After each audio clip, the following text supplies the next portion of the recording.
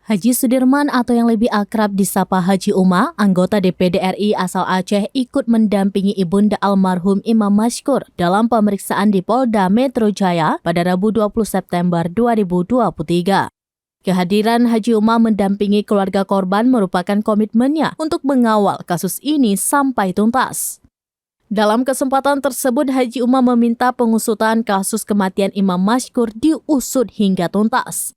Dia mengapresiasi Panglima TNI Laksamana Yudo Margono yang sudah mengambil tindakan tegas terhadap 3 oknum TNI yang terlibat dalam kasus ini.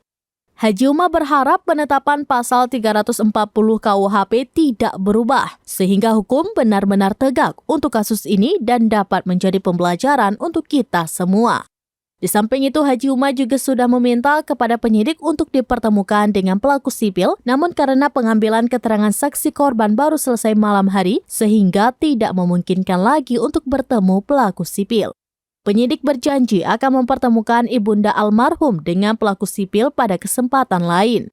Haji Uma juga menjelaskan bahwa kuasa hukum telah menerima surat rekonstruksi ulang kasus dari Pomdam Jaya yang akan dilaksanakan pada tanggal 26 September 2023 di Pomdam Jaya.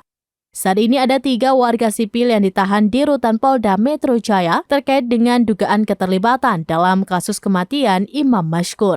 Dari ketiga tersangka tersebut, salah satunya Zulhadi Satria Saputra yang merupakan kakak ipar pra KRM, sedangkan 2 warga sipil lainnya adalah AM dan Heri.